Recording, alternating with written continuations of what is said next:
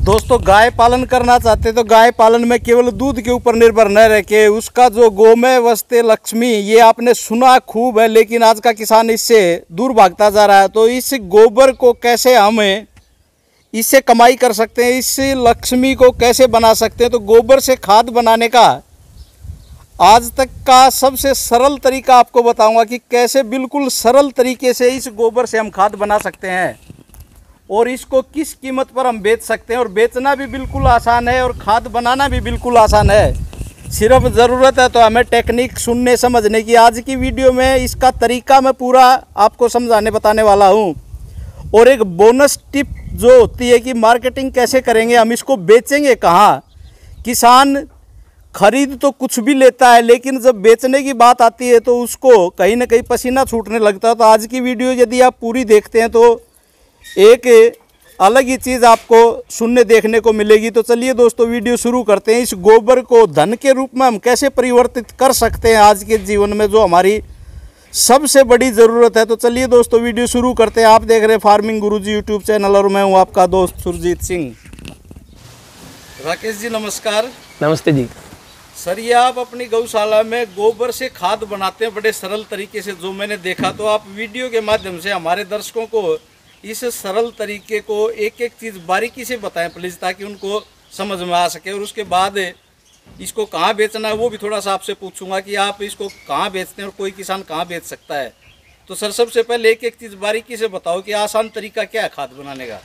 देखिए, जैसा अभी आपने अंदर देखा कि गाय के पैर में जब खाद रहती है तो वो एक तरह का पाउडर बनी जाता है वहाँ पे।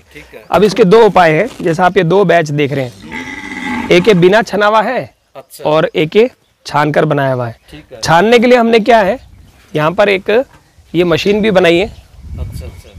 ये जैसे आपने ये ऊपर देख रहे हैं, अभी ऑन करो, ये छनकर जैसे वहाँ आ रहा है, देखिए आप। अब ये जो खाद है, इस तरह से छन गया है। छनने के बाद में क्या, हमने इसका एक बैच बना लिया।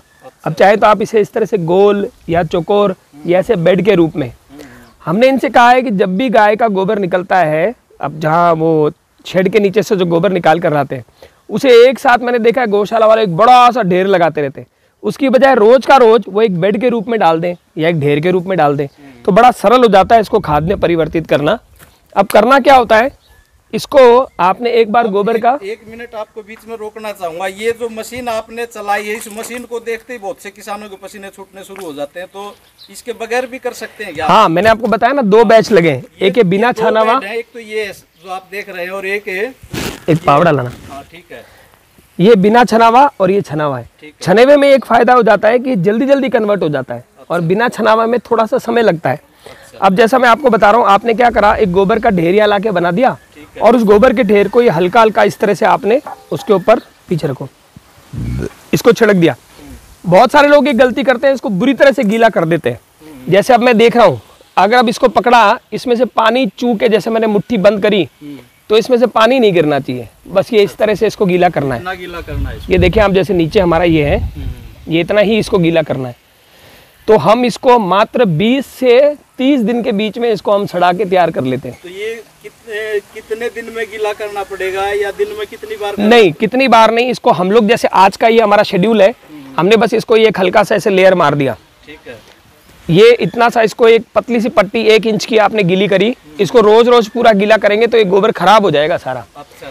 तो इसको खाद में कन्वर्ट करने के लिए इसकी नमी बनाए रखना जरूरी है। बस इसमें दो मुख्य काम हम करते हैं। ये जो आप पास में देख रहे हैं, ये बंसीगिर गौशाला से गो कृपा अमृत जो है हम लोग लेकर आए।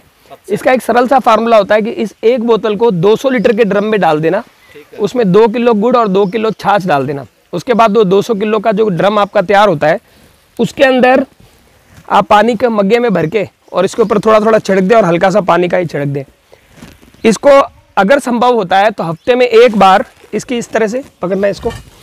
ये कटिंग, हाँ, ये गो कृपा अमृत जो है, इसको छिड़कने का क्या तरीका है, इसके ऊपर कैसे छिड़कते हो? बस इस तरह से मग्गा भर भर के आप इसके ऊपर मार सकते हैं ऐसा। और जैसे हमारी तरह अगर आपके पास में पानी की मोटर उपलब्ध है तो पानी की मोटर से आप ड्रम में डाल के और आगे एक छोटा फवारा लगा के उसको हल्का सा छिड़क सकते हैं। ठीक है। और हफ्ते में एक बार इसकी एक कटिंग लगती है इस तरह से। ये आपने एक हल्की हल्की इसकी कटिंग मार, देखिए कितनी सरल है ये। हाँ, ठीक है ना, तो इसमें ज्यादा मेहनत करनी बस। है। लेकिन किसान हफ्ते में एक दिन, इसको कितनी देर लगेगी, 2 मिनट भी नहीं लगेगा कटिंग मारने में। हफ्ते में एक दिन हम ये करने को तैयार नहीं है। हम महंगा यूरिया डीएपी लाएंगे जिससे हमारी ज़मीन की जो उत्पादन क्षमता है वो खत्म हो रही है। मिनट रोकना चाहूँगा आपको, तो ये कटिंग लगा दी और उसके बाद फिर ये गोकृपामृत मिला के फिर इसके ऊपर छिड़कना। हफ्ते में एक बार गोकृपामृत डालना है और रोज इस पर हल्का हल्का पानी छिड़कते हुए इसकी नमी को बरकरार रखना है। 20 से 30 दिन में, हद से हद 40 दिन के अंदर ये गोबर की खाद बनकर तैयार हो जाती है। अच्छा, इतना आसान तरीका है? इतना आसान तरीका है।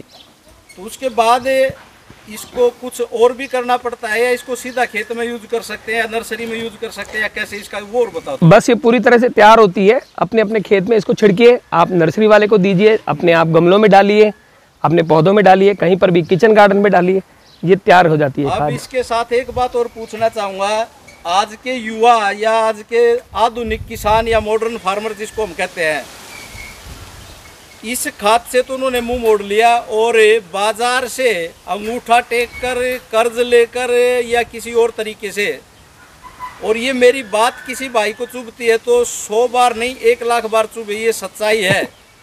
किसान की बर्बादी का कारण खुद किसान है। और किसी को कोई शक है तो नीचे कमेंट करें, मैं पूरी तरह से जवाब देने के लिए तैयार हूँ, क्योंकि मैंने ग्राउंड लेवल से खेती सीखी है, जानी है और ये चीज़ें जानी। तो इस खाद का और ये जो हम कट्टे भर भर के लेकर आते हैं, ट्रॉलियों में भर भर के लेकर आते हैं, उस जहर को अपने खेत में डालते हैं, उसमें और इसमें क्या अंतर है? उसके ऊपर खूब प्रकाश डालिए आप, वीडियो लंबी होती है हो छोटी होती है, जिसको ज़रूरत है वो देखे। हाँ सर, देखिए बहुत काम की बात आपने पूछी। अमूमन क्या होता है, हम जैसे गौशाला हैं, यहाँ बहुत सारे किसान आते हैं कि गोबर दे दो, तो गौशालाएँ क्या करती है, 1500 रुपये का ट्रॉली भर देती है खाद, पूरी ट्रॉली भर के 1500 रुपये में देती है। हम उन्हें कहते हैं भाई 1500 रुपये ट्रॉली क्यों दे रहे, 15,000 रुपये ट्रॉली जानी चाहिए, तो क्या मजाक कर रहे हो क्या आप? तो उनको हम बताते हैं कि आप जब इसको खाद में कन्वर्ट करेंगे, और ये 1500 नहीं, ये आपकी करीबन 15,000 नहीं 60,000 रुपये में भी जा सकती है। जैसा आपने बताया कि अगर नर्सरी में अगर ये दी जाए तो 60 रुपये किलो भी आज लोग 80-80 रुपये किलो भी खाद बेच रहे हैं। सामान्य तौर पर हम लोग, हमारे जो किसान आते हैं यहाँ पे, उसको होलसेल में हम एक अलग रेट से देते हैं, और अगर कोई रिटेल ले जाता है छोटे छोटे पैकेट, उसके बारे में आपको बताऊंगा। इन दोनों खाद में अंतर बताता हूँ। अमूमन क्या होता है, लोग खाद का पूरा एक ट्रॉली भर के अपने खेत के अंदर ले जाके गिरा देते हैं। पहली चीज, इसके अंदर जो है आप देखें, जो भी जानवर बाहर खा के आता है, पशु बाहर खा के आता है, जो भी चीज खाकर आएगा उसका बीज इसमें होता है। जब तक ये सड़ नहीं जाएगा वो बीज इसमें जीवित रहेगा। अगर वो बीज जीवित रहेगा तो जब आप किसी खेत में डालेंगे तो उसमें खरपतवार बहुत ज्यादा होगा।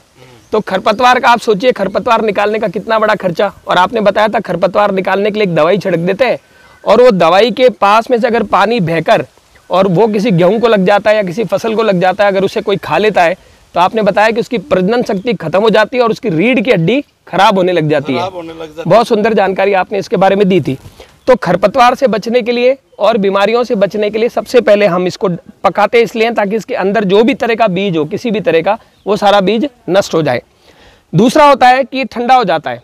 ठंडा हो जाने से क्या होता है, जब एक तो जमीन का तापमान होता है और एक गोबर का तापमान होता है, जब पानी जाके पड़ता है तो आप सोचिए कितना उबलता होगा बुरी तरह से। किसान इस चीज़ को रियलाइज नहीं करता।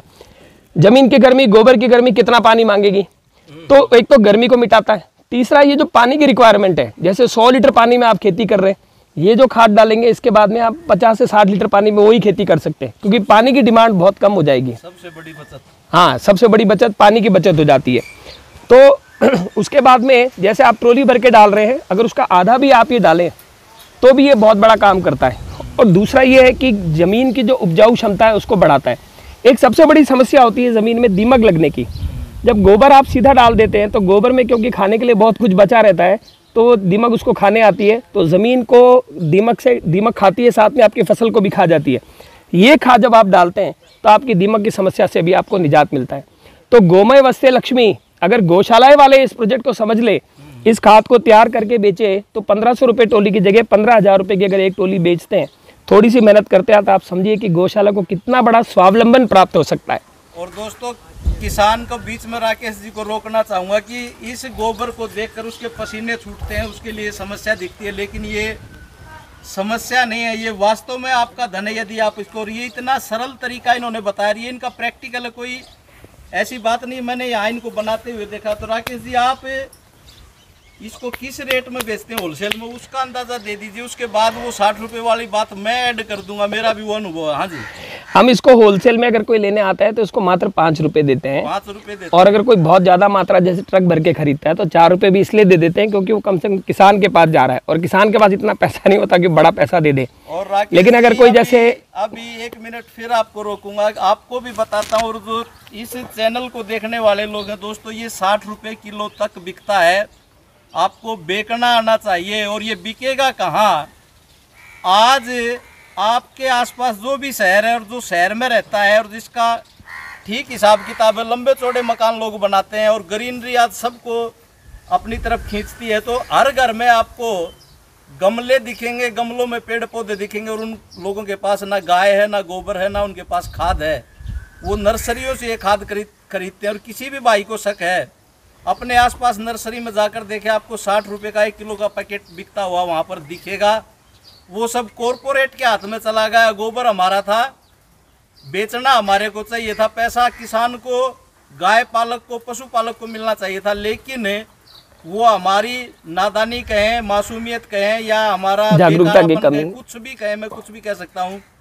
यदि आप इसको 60 रुपए किलो बेचना चाहते हैं तो बिल्कुल मामूली से एडवर्टाइजमेंट से आप इसको बेच सकते हैं। तो राकेश जी, आपसे भी रिक्वेस्ट करूंगा कि आप इसको और आगे लेकर जाएं। नहीं, गोमय वस्ते लक्ष्मी यही हुआ। अगर हम इसको पैकेट बन के बेचते हैं तो 10 रुपए किलो, 20 रुपए किलो, 1-1 किलो की पैकिंग में फिर समय भी लगता है, तो ये बिक सकता है। और गोबर के माध्यम से जो सारी फसलें खड़ी होती है, गोमय वस्ते लक्ष्मी कैसे कि अच्छे फ्रूट्स, अच्छे फल तैयार होंगे, अच्छा खाद्यान्न तैयार होगा, अच्छी फसल तैयार होगी तो किसान को बहुत पैसा मिलेगा। तो गोमय वस्ते लक्ष्मी हो गया ना कि अगर उसे लक्ष्मी प्राप्त करनी है, हमारे यहाँ तो धन किसको माना गया है? गोबर को, गाय को, और फसल जो हमारे यहाँ से निकलती है, अनाज जो निकलता है। तो जितनी अच्छी खाद होगी उतनी अच्छी उत्पादकता होगी, और अच्छा उत्पादन होगा तो किसान जो है वो अमीर। और किसान के पास जब पैसा होता है, आप समझते हैं, किसान के पास पैसा आएगा, घर से बाहर निकलेगा, गहना खरीदेगा, लकड़ी का सामान खरीदेगा, लोहे का खरीदेगा, तो सारे समाज को जो है वो पैसा बांटता है। इस बात को मैं आपके चैनल से बताना चाहता हूं कि किसान हमारे समाज की धुरी है और किसान ही पैसों के चक्र को चलाता है। अगर किसान की फसल अच्छी होती है तो सुनार को मजे आते हैं, किसान की फसल अच्छी होती है तो सुथार को मजे आते हैं, लोहार को मजे आते हैं, कपड़े वाले को मजे आते हैं। जब किसान की फसल नहीं होती और अन्न अगर सस्ता नहीं होता, बड़े मात्रा में नहीं होता, तो सारी चीज़ें बाजार में महंगी होती है और सबके लिए अनुत्पादक वाली स्थिति बन जाती है, और देश का जो आर्थिक चक्र है वो कुचक्र के रूप में बदल जाता है। तो किसान भाई इसके माध्यम से अपने खेती को और अपने राष्ट्र को पुनः खड़ा कर सकते हैं। तो दोस्तों, इस प्रकार यदि आप भी इस गोबर को धन में परिवर्तित करना चाहते हैं तो ये जो एक छोटी सी वीडियो के माध्यम से प्रयास था, प्रैक्टिकल प्रयास था, ऐसा हो रहा है, गोबर से खाद बनाई जा रही है, बेची जा रही है। तो इस वीडियो के बारे में आपको और कोई भी जानकारी चाहिए या इस खाद से संबंधित कोई जानकारी चाहिए तो राकेश जी का नंबर मैं कॉन्टैक्ट नंबर डिस्क्रिप्शन में दे दूंगा और वीडियो की स्क्रीन पर भी आपको दिखाई दे जाएगा। वीडियो कैसी लगी कमेंट ज़रूर कीजिए, और राकेश जी आपका अपना अनुभव शेयर करने के लिए किसानों के साथ मैं एक बार धन्यवाद करता हूं। नमस्ते। अपनी वाणी को विराम देता हूं। धन्यवाद। जय हिंद, जय जवान, जय किसान।